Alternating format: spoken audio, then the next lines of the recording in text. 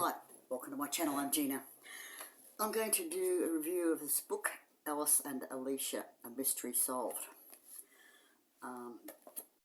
It's quite an interesting book, published in 2020, written by Darren Lee.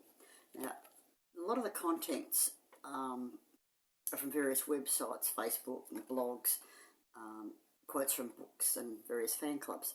There are quotes from people such as Muhammad Ali, Mary Jenkins, who was employed at Graceland, Joseph Tunzi, and other people. There are chapters where he does interviews with Sandy Miller, and other people related to Elvis, Joe Esposito, and so on. But most of the text is actually transcripts from interviews with criminal investigators from the DA's office in Nevada in 1980, when they were investigating Dr. Nick's role in Elvis's death. So I'll read you bits and pieces that I think will interest you. It starts off, the interviewer asks Alicia where she was born and so on, where she went to school and college and so on. And then when she met Elvis through George Klein. Let me see, did you meet Elvis? What year did you meet Elvis? In 1977. It was actually April 1977, while she was working at the bank. How did you become acquainted? George Klein asked me if I wanted to meet him, and I went to his house. You went out to Graceland? Yes. How was it brought up by George Klein? Did he say, did you want to meet Elvis Presley? And Alicia said, yes, he just called me up and asked if I wanted to meet him. So it wasn't like Elvis walked into the bank and saw this bank teller and wanted to meet her. So it was just an on the spur of the moment call from George. Yes, it was spur of the moment. You were surprised and shocked? Well, I was shocked. And did he say the reason why he wanted you to meet Elvis? He said he was upset. He and his girlfriend had had a fight, that's what it was, and he was referring to Elvis. Yes. Did you know who his girlfriend was at the time? Yes, it was Ginger Alden. So you said Elvis was upset. She nodded. What actually did George Klein want you to do? Just go up there and talk to Elvis, to meet him, to be introduced.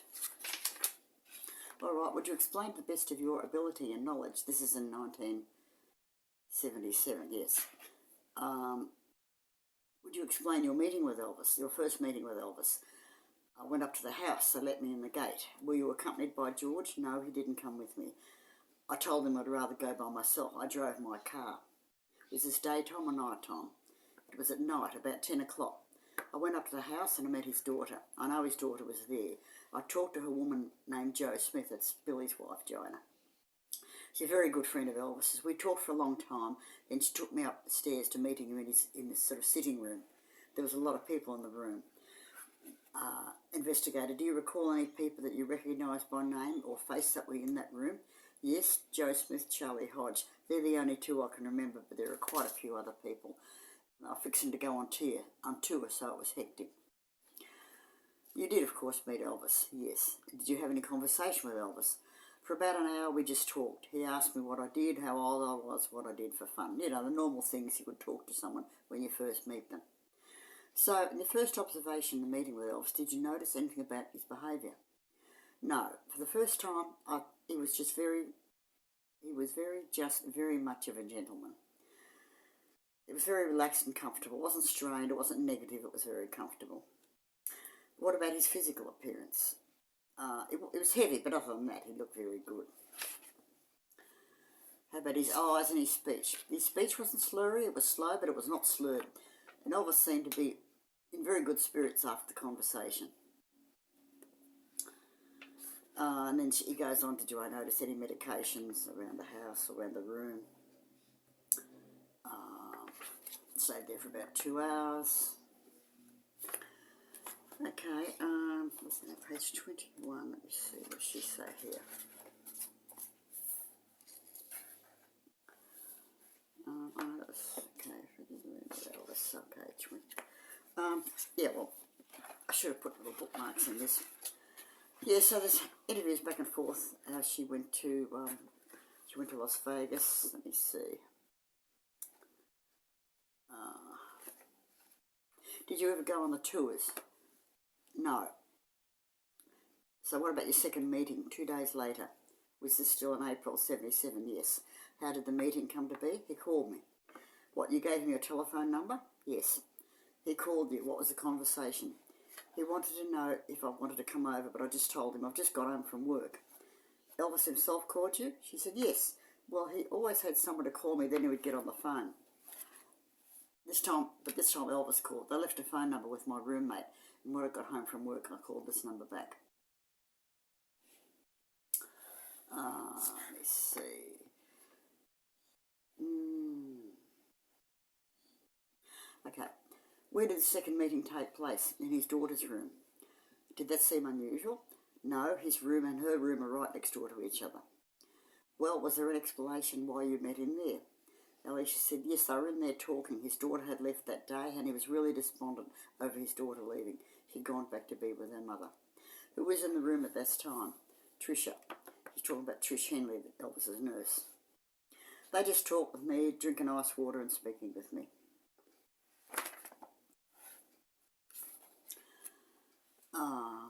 When he made this call for the second visit, did he say a reason why he wanted you to come over and talk? No, he didn't. Was it just a case of being despondent? No. He just wanted someone to chat with him. I didn't know. I know how I found out. One of the maids told me she was a nurse, so that's right. Yeah, okay. I got there, I was very late. I was several hours late.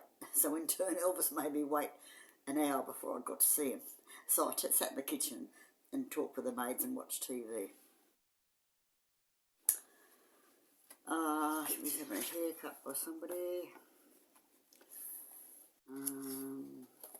Let's see, David Stanley.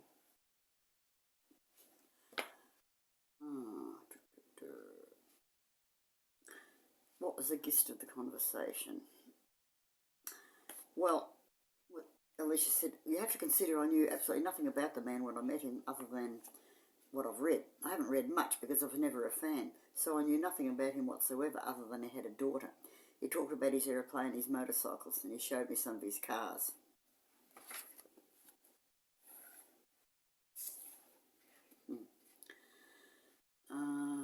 Was he calm, calm and collect type of individual? Yes, he was calm. I noticed, let me see. I never noticed any change. He didn't change from time to time when I saw him. Elvis was pretty much in good spirits. Let me see. The day right after the second visit, you received a telephone call from him. What was the telephone conversation about? He wanted to know if he wanted to come over. And what did you say? I said, no, I had a date. Did that upset him? A little bit. He thought I should break it. That was a bit of a letdown to his ego, wasn't it? She said, of course, it's just a regular old thing. It's same thing happens between a man and a woman. When they want you to come over, he'd say no. Elvis hung up on me. I was getting ready to go out. And 2 seconds later, he came back and he said, what about tomorrow? So, do you think you can get a few days off from work? I said, I don't know, but I will see. So I arranged it and we left for Las Vegas on Wednesday night, April the 13th. Did he say why he wanted to go to Las Vegas with him? It was because I'd never been there.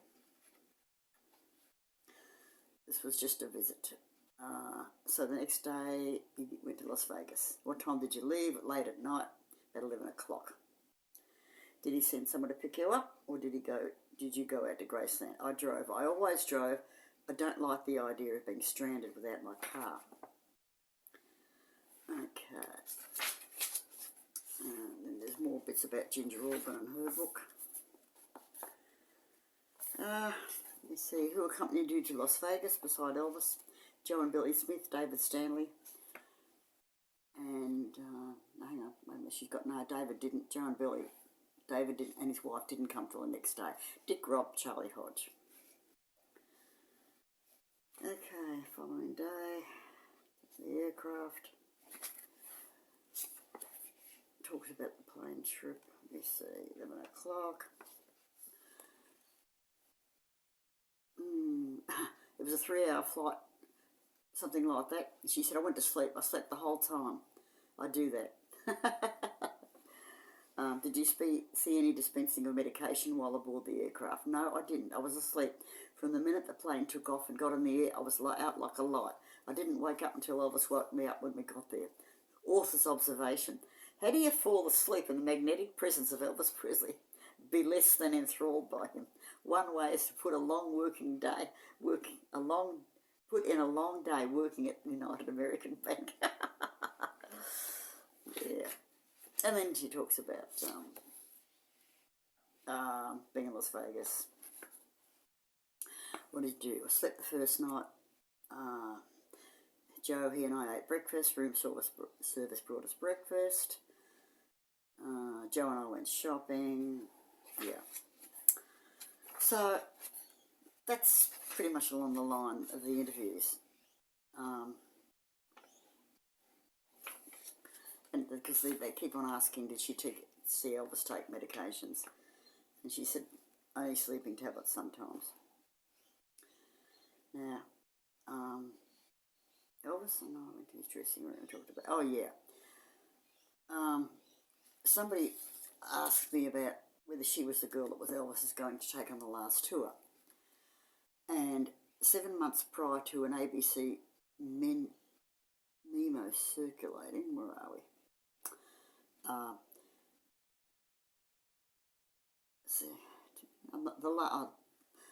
Elvis the Record magazine published the article The Last Days by Billy Smith in its May 1979 issue. On page 14, Billy Smith writes, Elvis and I went to his dressing room. We talked about Ginger not being able to go on the first part of the tour with him and the girl he was thinking about taking instead. And Billy Smith, 20 years later, identified the girl as Alicia Kerwin.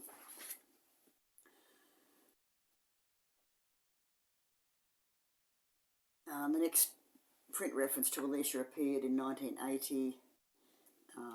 Dick Grove made a guest appearance.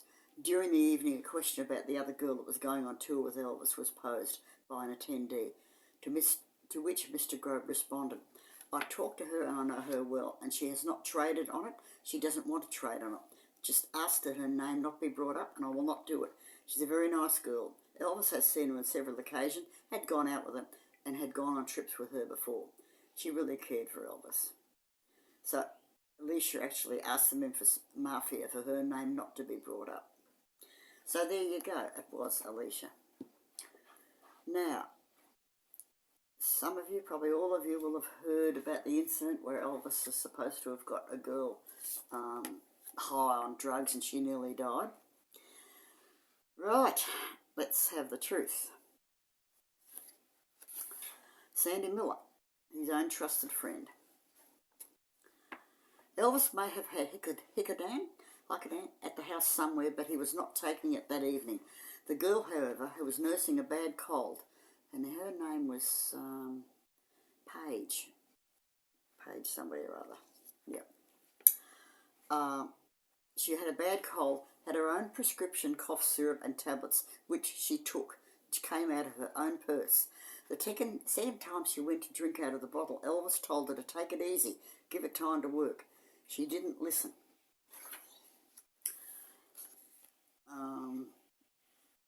And then it goes on. Paige was ill, that was apparent. She had a very bad cold. She kept taking swigs off, and Elvis told her to take it easy. This took place in the living room. I didn't see Elvis take any medication in the living room. By the time she went down the hall, she was in bad shape, but it was from taking her own medication. Elvis was okay. The Bodyguard book, the Elvis What Happened, alleges that Elvis produced the bottle of Hickodan while Sandy watched it being pulled from Paige's purse. Yeah, so two different things, two different stories. Paige told Dick Grove the medication was hers and she'd taken it for her cough. You can't find this in Elvis What Happened. Let me see, Elvis didn't furnish the substance. Elvis didn't furnish the substance the young lady OD'd on. He is innocent of the criminal act of reckless endangerment. No laughing matter, but a prosecutable offence in 1977 that could have resulted in jail time and a civil settlement. Yeah. Elvis What Happened alleges they were giggling and slurring their words in happy union. We learned from Sandy's journal that Paige was nursing a bad cold and ill. This doesn't sound like someone in a condition to find much to giggle or laugh about. Anybody who has spent the night with a date suffering from a bad cold, isn't on top. Yeah. I've also read where the cough syrup was consumed in the back bedroom, this is Sandy, which is flat out wrong. It may have continued in the bedroom, I wouldn't know, but it started in the living room and not at Elvis's insistence. We all sat on that same couch together. Elvis, Paige, Jan and I. We didn't miss much of what was happening. Not everyone was in the living room for the entire time. The boys were off doing their own thing as everything unfolded. Therefore, they got the end results, bits and pieces in between as they were passing through the living room. They did not see all that led up to the end result, which might account for the different views. But yeah, there's a lot of rubbish written in that book. It's a shame. It's a terrible shame. So, now there's something. Let me see. Kathy Moore. There's an interview with Kathy Westmoreland. There's another bit where in the interview with Alicia, the interviewer asked why he was depressed. Let me see. And she said that Elvis said that he thought Ginger was only after his money and he was depressed about it. Well, there you go.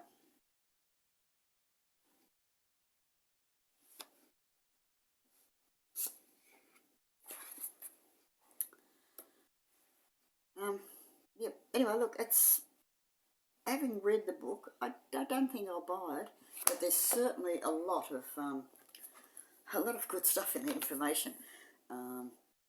It certainly answers a few questions that fans, if they didn't already know, they know now by reading that book. So, would I recommend it? I'd recommend that you buy it, maybe read it if you can.